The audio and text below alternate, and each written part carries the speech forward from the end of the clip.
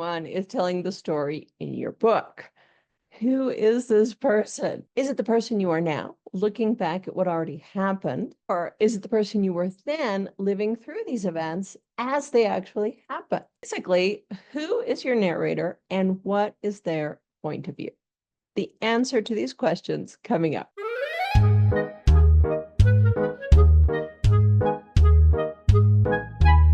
I want to start by giving you an example of what I call the older, wiser narrator. So this is basically the person you are now looking back on your life. Here's an example from the book Sociopath by Patrick Gagne. Whenever I ask my mother if she remembers the time in second grade when I stabbed a kid in the head with a pencil, her answer is the same.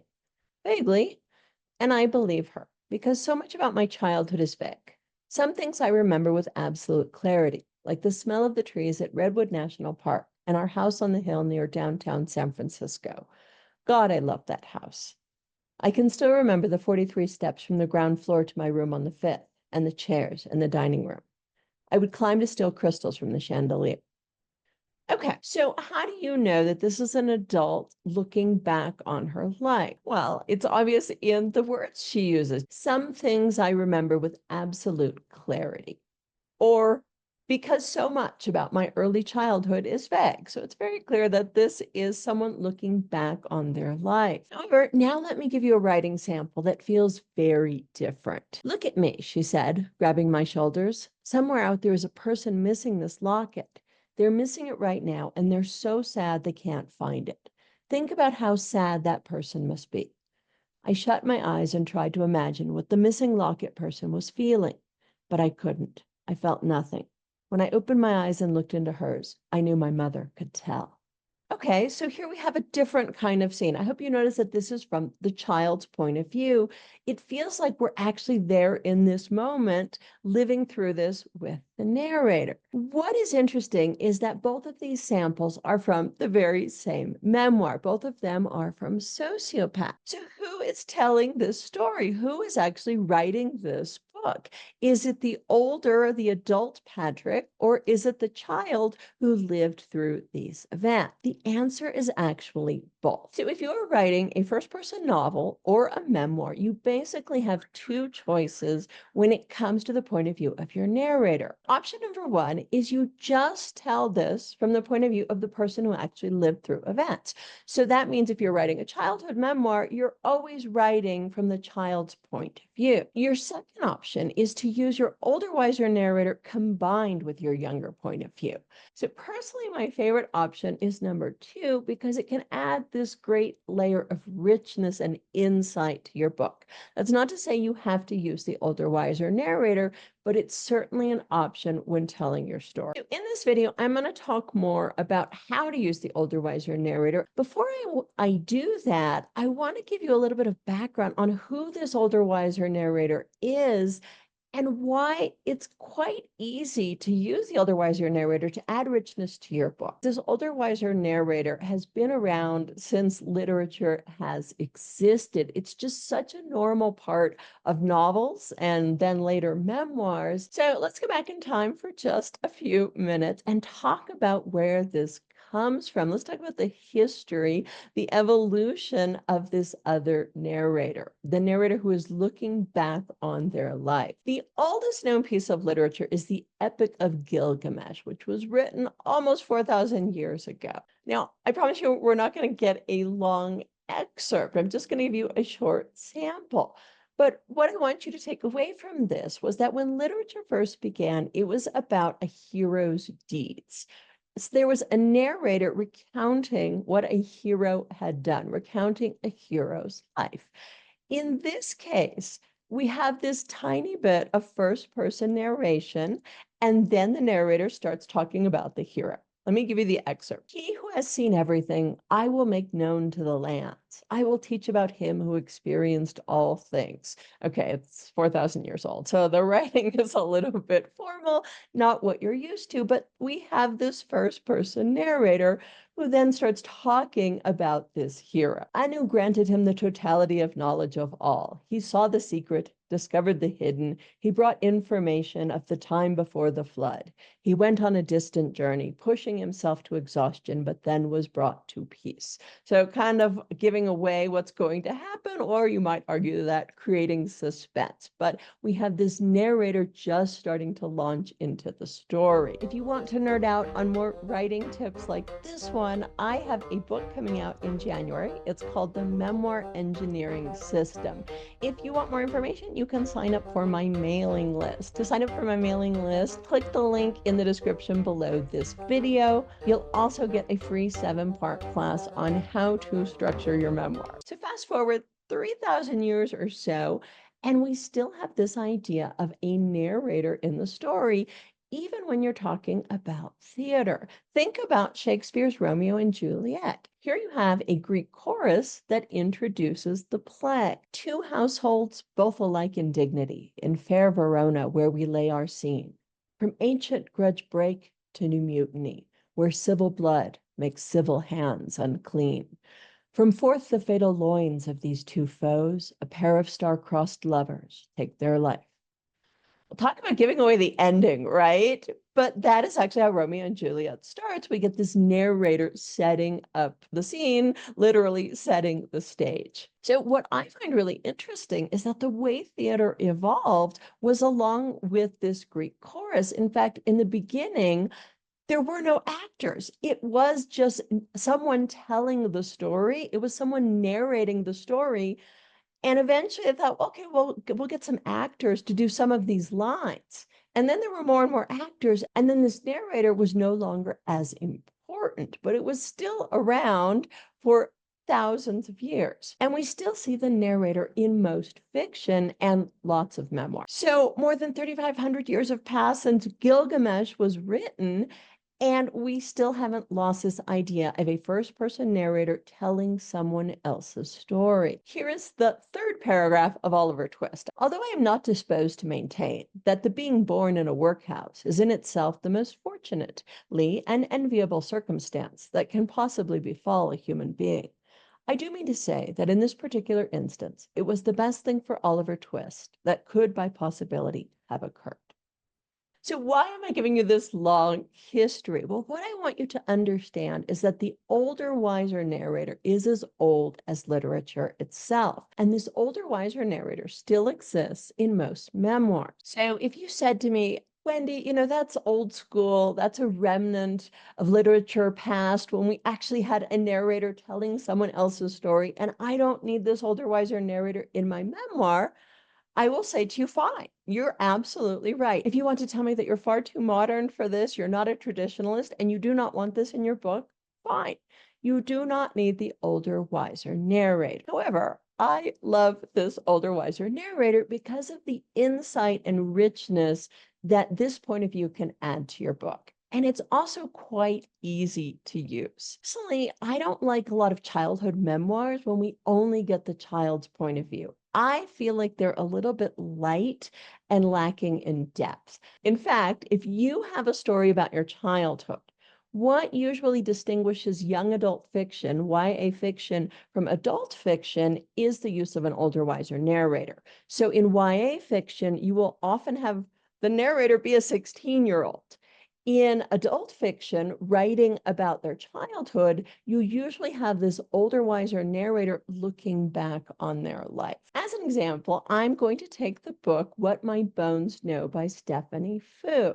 She uses the older, wiser narrator a lot in her book to give us this extra perspective on what happened to her in her childhood. So first, I'm going to give you a scene told from the child's point of view. She writes about being abused by her mother as a kid. Here is a really short excerpt. "How can things be okay when you keep making me look bad?" she screeched. I knew none of the other girls in the troupe were being screamed at right now. I thought of the ease with which the girls had leaned into their mothers during that song, how they expected to be held, how they expected to be safe. But at the same time, my mother was right. The other kids didn't like me. They said I was weird and intense. Maybe I'd been overly competitive at Pictionary. Had they really been staring at me? How did I not notice that? How could I know when I was screwing up? Was everything I did a mistake? My eyes welled up. Okay, so there you get the child's point of view. It feels like we're there when this is happening to Stephanie Fu. Later, we get an adult's perspective. We get Stephanie Fu looking back on her life. This is how she describes her mother. I suspect my mother was unfulfilled. She was a meticulous but reluctant housekeeper and a lazy cook, preferring instead to fill her afternoons volunteering part-time as a treasurer for the school district, tapping on her calculator and filling out spreadsheets. Sometimes she asked my father if she could get a job at a bank, but he always dismissed her. You barely graduated from high school. Who would hire you? But this is an adult assumption, a theory I've pieced together after watching shows about bored housewives and projecting them onto my parents' marriage. As a child, I knew exactly why my mother was sad all the time. She was very clear on the source of her misery, me. So there you get a very different perspective. And what I want you to understand is that these two perspectives can happily coexist in the same book. And the reason for this is because for 4,000 years, they have happily coexisted in literature. Your reader is almost expecting you to tell your story this way. So how do you use this older, wiser narrator? What I love about the older, wiser narrator is you can insert it pretty much wherever you feel like it, wherever it feels right. Let me give you an example. This is from Alexandra Fuller's book, Fee, and show you how she does this just in the middle of her scene. See if you can spot when the older, wiser narrator actually takes over. Okay then, friends, Till said, her voice different, softer. She held out her hand to me. The tips of her fingers had been sliced off by a drone. She was like that from head to toe, a litany of accidents. The time she'd crashed a paraglider into a buck rail fence, the time she'd totaled her car, other times. I took her hand and squeezed it. She ran cooler than I. These are the details of a lover you remember afterward. You remember their body temperature in relation to yours. That and a scent, lavender, cigarettes, salt. Okay, I said warily, but no Till creep. Okay, so did you feel when the older, wiser narrator took over? I would say it happened. These are the details of a lover you remember afterward. You remember their body temperature in relation to yours. That and a scent, lavender, cigarettes, salt, right? So this is the older, wiser narrator adding in this extra layer of insight, commenting with a different perspective on the scene that we're actually living through. Let me give you another example. This is from You Could Make This Place Beautiful by Maggie Smith.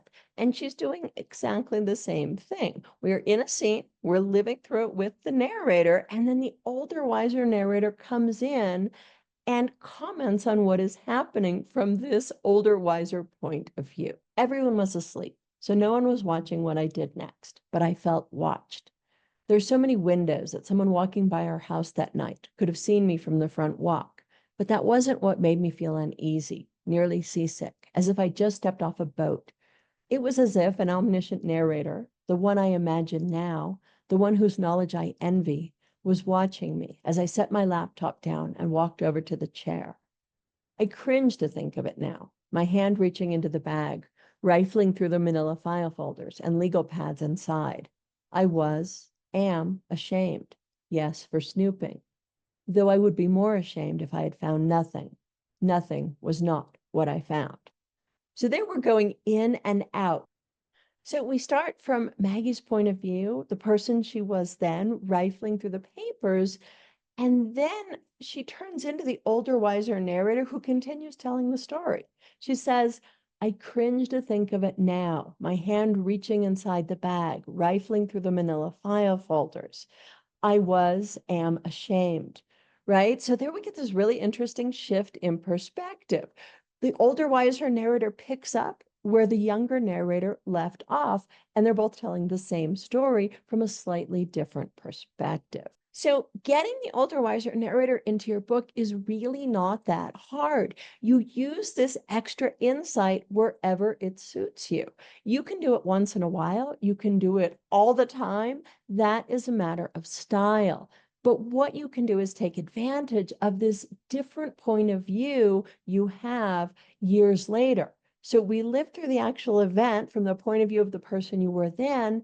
And sometimes, whenever you feel like it, we get this extra insight, this extra information that you are understanding the scene in a different way based on the years that have passed. So the first way you can use your older, wiser narrator is to give us extra insight. Your older, wiser narrator is also commenting on the scene that your reader is living through with you. Another way you can take advantage of the older, wiser narrator is to create suspense. Your older, wiser narrator knows things that the person living through events doesn't actually know. So you can hint at what is going to happen later on in the story. Now, I said hint. So here I have a caution for you. You don't want to tell me what's going to happen in the story. Hinting at it is one thing, getting ahead of the story is another. So let me show you what I mean by hinting at what is going to happen by using the older, wiser narrator to create suspense. This is an excerpt from Know My Name by Chanel Miller. I was still running my hands along the walls, looking for a third door, to a corridor where this never happened, where I could continue the life I had planned. Okay, so we're still in the scene. This is told from the point of view of the younger narrator. Now here, look how the older, wiser narrator comes in here to create suspense. The dictionary definition of deny is to refuse to admit the truth or existence of. This refusal is another harm in itself. I deny your truth. It is not real. It does not exist. This will tinker with your sanity. The truth I had known would be complicated beyond understanding. It would be drowned in legal jargon, in personal attacks and manipulation, until it became so murky I would no longer be able to see it myself. When I got home, I reopened the article, squares stacking across my screen, all his neat rows of teeth. Okay, did you feel the transition there? Did you feel how she switched between the older, wiser narrator and then went back to her younger narrator? So hopefully you saw how she used the older, wiser narrator to create suspense, to hint at what was going to happen. What she didn't do, and what I want to make sure you don't do, is give us specifics. She didn't say things like, 2 years from now, my assailant will be released from prison. Or 3 years from now, I will get very sick with gallstones, right? I'm making that up. That doesn't happen in her book, right? So she isn't specific. She's hinting in a general way at what is going to come in her story. Sort of the way that the Greek chorus did in Romeo and Juliet. Though I think the Greek chorus totally gave away the ending. So don't give away the ending of your book if you're going to use the older, wiser narrator. So two things you should not do. One is be very specific about what is going to happen in the future.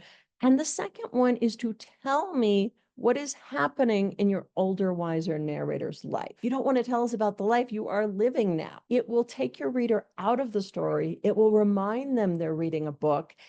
Worst of all, you will be creating a brand new plot line in your story. So if you start telling me about your current life and you tell me about the conversation you had the other day with your sister-in-law, I'm going to later in the book expect for there to be some follow-up. You have opened up a brand new plot line when you start telling me about your current life. So don't do it. Use your older, wiser narrator to reflect on the story that you're already telling to add extra insight. Just take Oliver Twist as an example. I read you a short excerpt.